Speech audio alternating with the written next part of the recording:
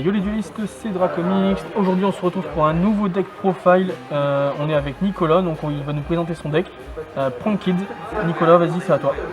Alors, un Prank Kids, moi je joue le Prank Kids version N-Trap. Donc on joue simplement les Prank Kids de base. T'es plus près? Ouais. Là ici. Voilà. Les Prank Kids, on les joue tous en x3. C'est la compo de base. Alors, pour les effets, au cas où, celle-ci elle fait gagner 1000. On bannit une carte de sa main, puis point pioche. De vie, hein. Oui. 1000 points de vie. On pioche en bannissant une de sa main. On fait perdre 500 points de vie à l'adversaire. Et ici, on envoie une carte depuis son deck Prank Kids au cimetière pour ensuite invoquer. C'est toujours le même effet à chaque fois, c'est on gagne, on fait quelque chose, puis on invoque. Ensuite, on joue pour contrer la méta actuelle 3 Nibiru et 3 Maîtres des crânes. Actuellement, Maître des crânes est très utile contre les Datascape et tous les decks backrow. Et Nibiru contre tout ce qui est quand on va jouer second, on essaie vraiment de l'avoir directement en main, ou on essaie d'avoir justement la carte pour les N-Trap qui est ici et Dark World of Mort. C'est les seuls N-Trap que je joue et que je ne change jamais de mon deck, sauf si je joue un deck full backrow, j'enlève le Dark World of Mort pour jouer Heavenly Match. Alors, hop. Ensuite, on joue une compo basique pour Prank Kids. On joue 2 terrains, puisque 3 c'est pour on va brick et 1 c'est pas assez. On joue 2 Pandemonium pour les fusions. Le ratio 3, j'aimerais bien en mettre 3, mais je pense que ça va être trop.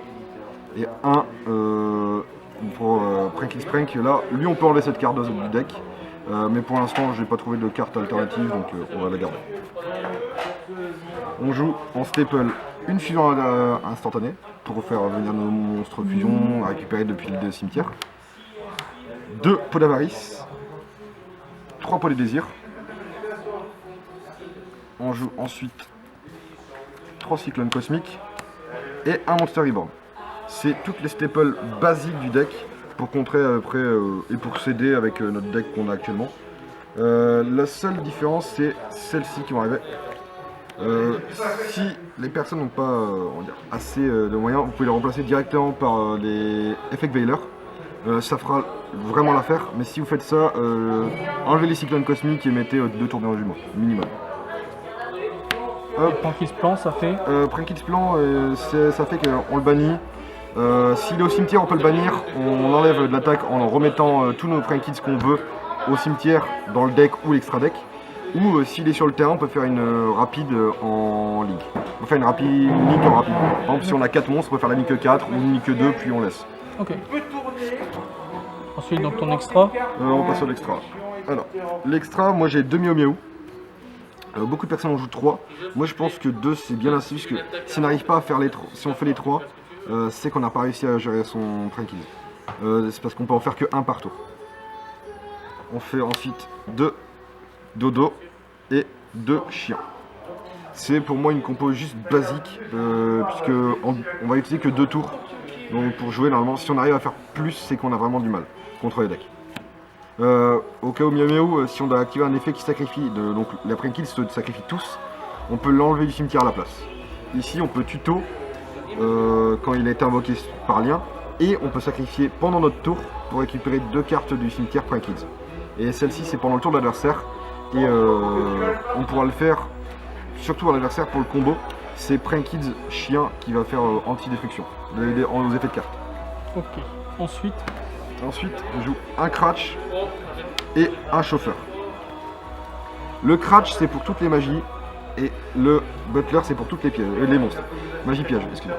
Donc là en fait on sacrifie soit lui et on fait par exemple si on sacrifie le lien, on détruit toutes les magies pièges sur le terrain de l'adversaire. Et si on sacrifie Butler, on fait tous les monstres. Très souvent le combo c'est de faire d'avoir la Pandemonium et de faire le terrain et pour faire ensuite Butler et détruire tout sans le coûter, et donc avec Miao Miao on le détruit. Ensuite en fusion, les dernières fusions Prank Kids, je joue 2 Rule Rocket et un Washer. Washer j'hésite à le mettre à x2 puisqu'il est très utile en ce moment avec la méta pour justement qu'on n'ait pas détruit en battle et que les monstres ne sont pas détruits par battle et on peut récupérer encore 2 cartes. Donc ça peut faire un combo si on a une main qui brique, on peut faire juste Washer à la place de Roll Rocket. Et Roll Rocket lui permet d'attaquer sans enlevant 1000 d'attaque, d'attaquer directement ou il se sacrifie, récupère, il remet 2 monstres autres que Fusion Pranked sur le terrain. Donc il peut mettre par exemple à dire 2 liens, très souvent le combo on remet ça et ça pour pouvoir refaire les effets.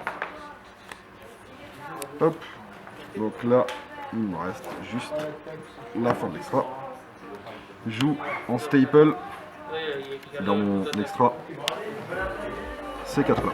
Hip, juste pour faire le back row et en décidant, par exemple si je sais que je vais jouer contre un deck combo, je vais plus jouer licorne alors que si je joue contre un deck back row, je vais jouer contre avec un Trisbania, puisque notre combo fait qu'on va invoquer des monstres pendant notre tour quoi qu'il arrive. Et Crapaudic pour de notre cher Gouttelette qui est niveau 2 et on ferait toujours le combo avec. Je vais passer au side.